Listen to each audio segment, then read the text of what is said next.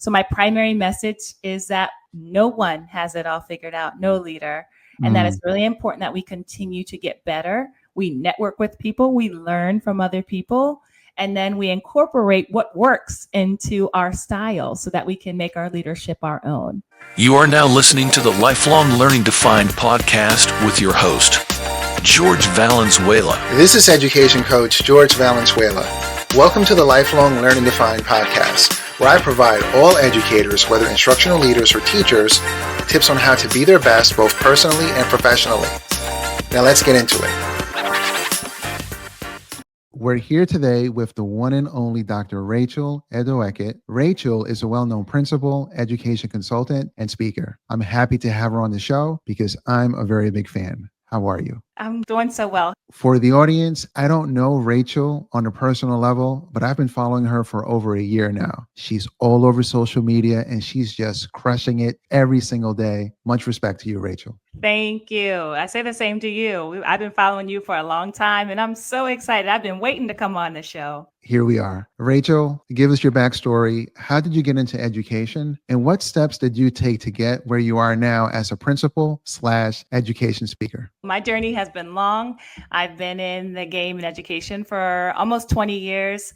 I'm a third generation educator. So my grandmother had her degree in teaching. My mother has her degree and my aunt has her degree as well. So I've always wanted to be a teacher. I started my career after graduating from Temple as a kindergarten teacher. And I really loved that work. I loved being in the classroom with kids. I loved that age group. I loved everything about kindergarten. I still do. And I did that for most of my career until about a midway point where I had a principal say to me, I think that you could do more. At that time, I was a new team leader and I was already feeling totally overwhelmed with the work that I was doing, leading a team of 7 other teachers and some support staff. But I really enjoyed and was thankful for her and seeing something in me because I started to work closer with her. She gave me more leadership experiences and I ended up going back to school to get my leadership certification. And then I was promoted to an assistant principal that next year. Since then, it's been a great ride as a school administrator. I'm into my 10th year. I served as 4 years as an assistant principal, now in my 6th year as a principal. I love this work. It's challenging work, but it's amazing work to do every day, working with students and staff and families. And then I published a book. And so that really started and kicked off my consulting and speaking career, which I'm just so blessed to continue to do. So it's been a long and wonderful journey. I know the audience knows you. If you don't know Rachel, if you need a speaker at a conference, at your event, this is the young lady. She's all that. She has a strong voice, as you can hear, but a very positive aura and spirit on social media. Every day you see her with the kids, especially the kids, but you also see her with her staff. And you see small little snippets of her speaking. The proof is in the pudding, y'all. She is someone that you won't go wrong with. Rachel, as a school leader, what is one significant obstacle you had to face and how did you overcome it? I talk about this a lot in terms of having resilience because I was a new principal during the onset of COVID-19 in 2019, 2020. That was my first year as a principal and everything was different that particular year. It started off okay. And then by March, we know what happened. And that was a really challenging time.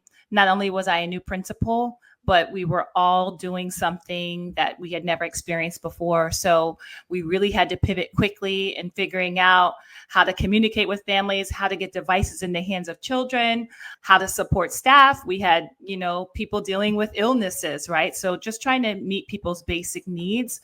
That was an incredibly hard time emotionally for me. Everything just was different. And I remember questioning myself after that second year of, is this going to get better? Is this going to get better? And no one knew if it was going to get better, what was the new normal, right? Right. And so it was a lot of self-doubt and me wondering, maybe I shouldn't be doing this. Is this the best use of my skill set?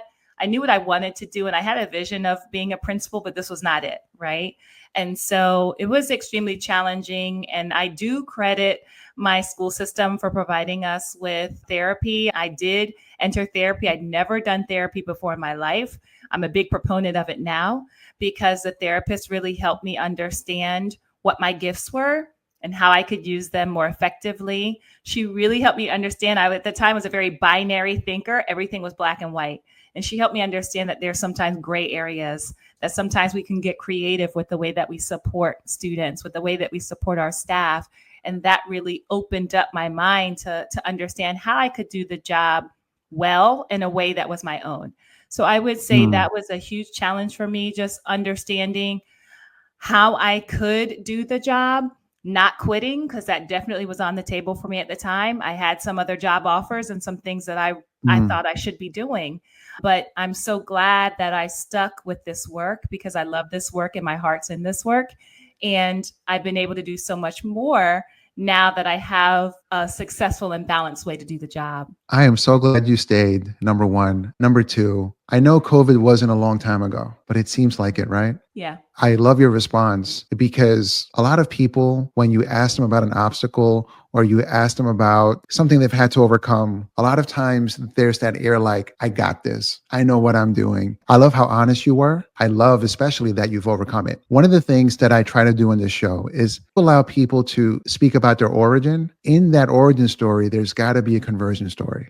There's got to be something that they overcame, that someone in the audience listening, watching is going to say, oh, I can resonate with that. If the speaker speaks like they're up here and the audience feels like they're down here, then it's not going to be beneficial. And so the name of the show is Lifelong Learning Defined. Thank you so much for your honesty. If you're watching this on YouTube or listening on Spotify or iTunes, please hit the subscribe button. Please hit the like button and share this episode with your family, friends, and colleagues who are interested in self-improvement through lifelong learning. And now for a word from one of our sponsors. Education is changing. Classrooms look different, and the future demands that our students be equipped for whatever comes their way. Educators play a huge role in helping prepare students for their futures. Defined Learning is a K-12 standards-aligned PBL solution that provides high-quality cross-curricular performance tasks across content areas such as ELA, math, science, social studies, computer science, and more. The hands-on projects are based on real-world situations and allow students to apply their learning. Education is changing. Give students the tools and experiences to recognize their futures and make an incredible impact on the world. Defined, the authority on applied learning.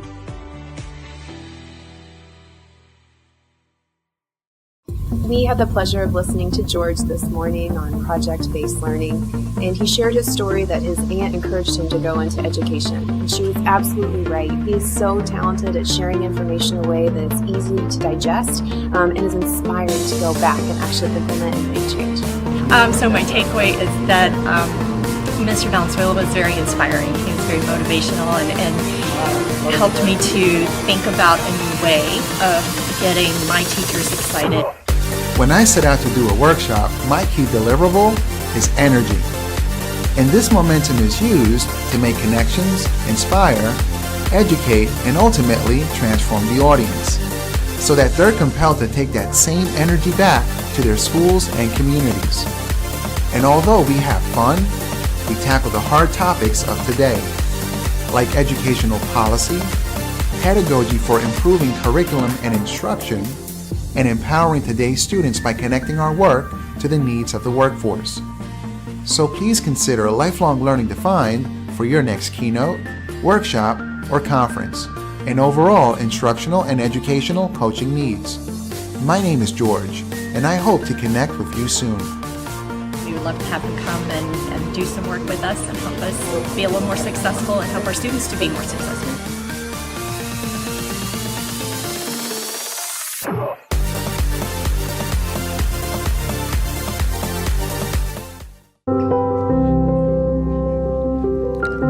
I move around a lot of schools, and we're seeing a huge disconnect. A lot of teachers that have come from non-traditional pathways, especially in the past few years. And so just interactions, expectations is really the first step.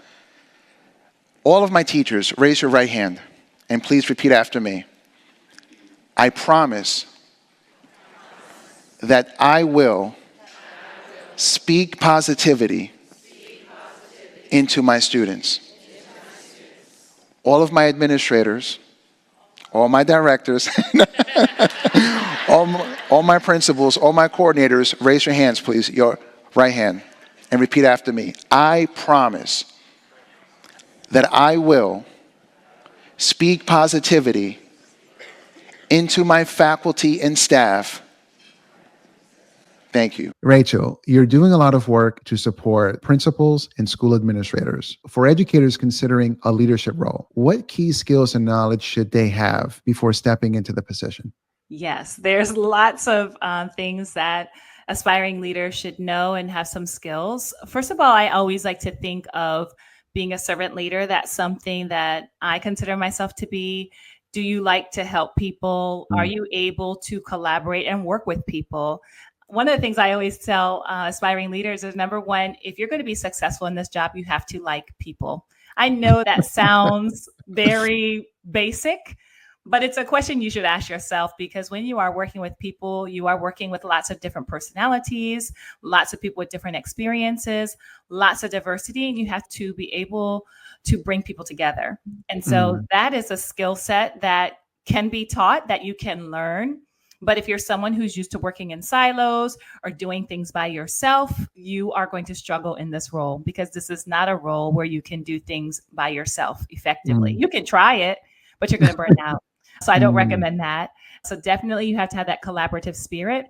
You also have to be a problem solver. This is a position where you're going to have lots of different things happening at the same time.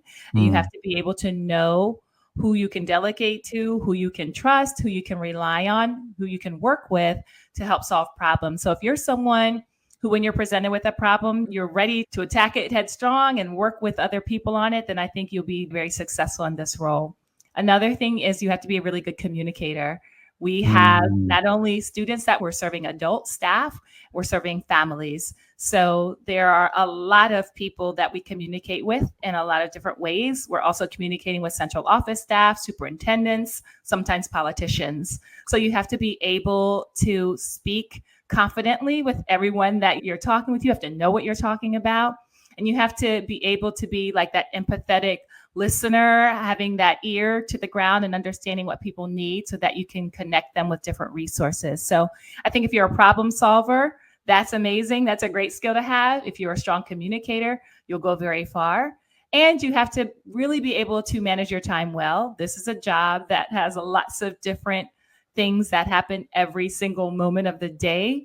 And so you have to be able to get things done in an effective way, or have a team of people that can help you accomplish goals. All my people out there listening, if you want to be an administrator, play back what Rachel said. You have to be a team player, a team organizer, a great communicator, and a great leader. I love that she said that it can be learned, but you have to learn it. Yeah. Fantastic. Rachel, what is the primary message of your coaching work with school leaders? I really encourage first of all, I love coaching, and I really try to figure out where the principal is, or the assistant principal, or the aspiring principal, and what do they need to get to the next level. I definitely like to impart that we're all works in progress. Like you said, this is lifelong learning. No one has it all figured out. And I think sometimes we get into the trap of feeling like as leaders, we have to have everything all together. We have to have this perfect persona. And what I found in my leadership journey is that the more that I was honest, the more that I was authentic in the things that I was struggling with, the things that I was strong in, but also the things that I know I needed to work on, that's when I was able to connect with people the best. And so when I'm speaking with aspiring leaders and principals, some of the things that I talk about are, what are the strengths that you have and how are you leveraging those? And then what are some things that you know you need to work on, and who can you lean on into those? So my primary message is that no one has it all figured out, no leader. And that it's really important that we continue to get better. We network with people, we learn from other people, and then we incorporate what works into our style so that we can make our leadership our own. I love that you said no one has it all figured out. No. Also, no one ever truly arrives. I heard once that in football, you're only as good as your last game. And I believe the same thing goes in every aspect of life, including leadership. I was a leader at the district level, and it didn't matter what we did last year, what we did last 9 weeks. It matters what we're doing now, whether it's data, whether it's supporting teachers, whether it's professional development, speaking to the school board, whatever it is, we always have to perform now. I appreciate that. And now for a word from one of our sponsors. If you're a STEM and PBL teacher like me, you're always on the lookout for new project ideas and resources. You know George does PBL, and I'm telling you, look no further than SmartLab. SmartLab really has a fresh take on STEM and PBL. I'm proud to be a partner, and they sponsor the podcast. But just don't take my word for it. Check out what other educators are saying about SmartLab. When students enter into SmartLab, they are allowed to think outside of traditional norms. It gives them a lot of agency. They feel empowered and important. I think that's one of the biggest benefits of the SmartLab environment and the way the project process is set up. SmartLab becomes this place where they can do those things and have the time and space to communicate better and even deal with social emotional stuff. They're having a bad day. A SmartLab's a place where we can change the pace of what they're learning to match their mental needs for the day. And that comes back tenfold later on when they want to be there and they want to learn and they want to do stuff and they feel safe and they feel like they can get the things they need. That's one of the big benefits of being in more of a collaborative environment is it makes you have to work. It makes you have to be accountable.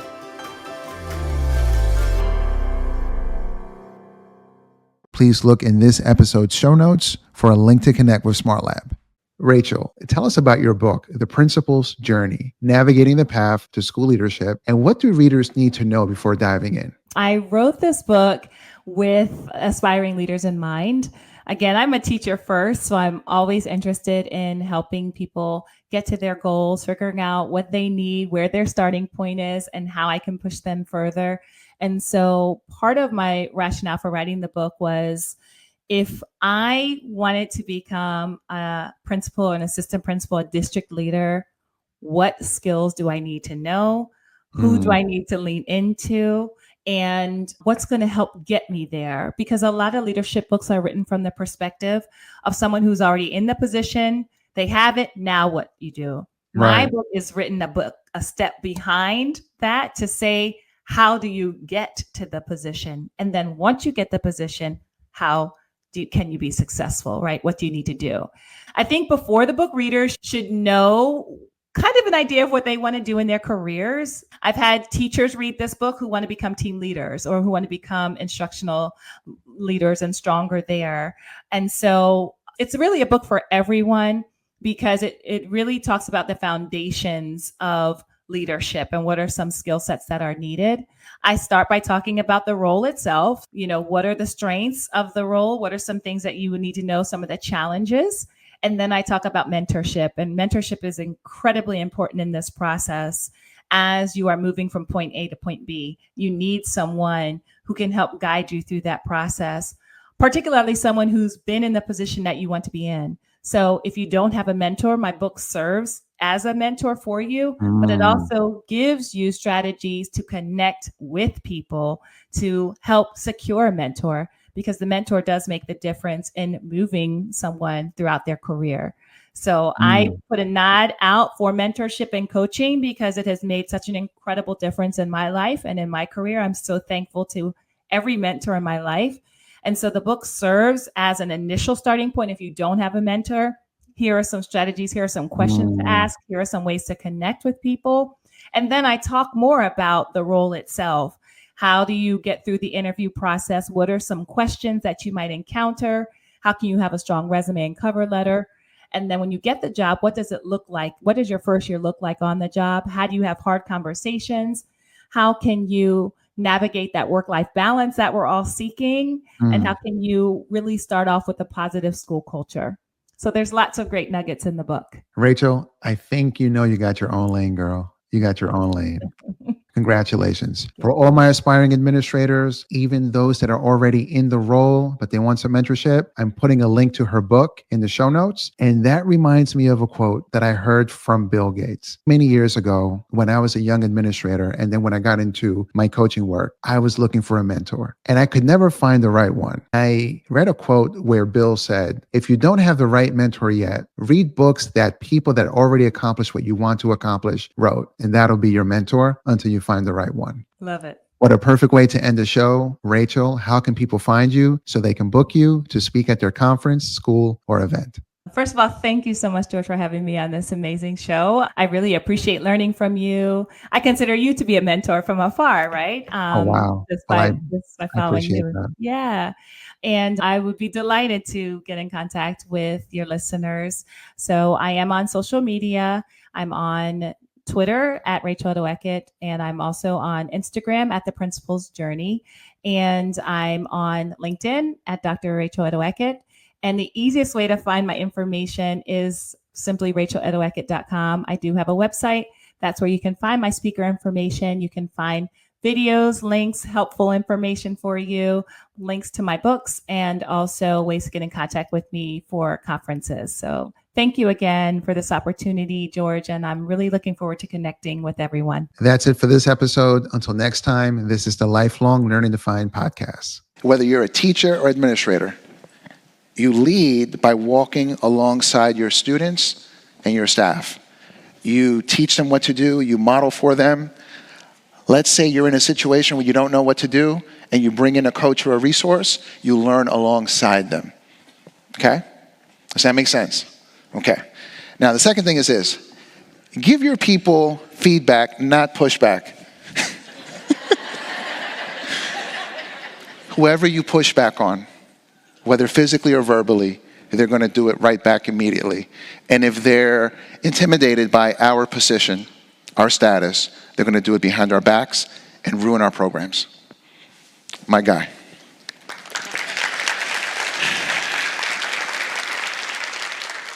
I want to leave you on this note. Trajectories can be changed. When I was in 10th grade, here's a snapshot of who I was in 10th grade. There's a rapper named Rakim. I'm not sure if you guys know about Rakim, but he used to say, it's not where you're from, it's where you at. And I played that on my headphones at 16 years old every day until I believed it. And I'm showing you this because I'm seeing versions of this throughout American schools. This is your reality of what you have to face. If I can do it, any kid can do it, but they have to work hard. Thank you.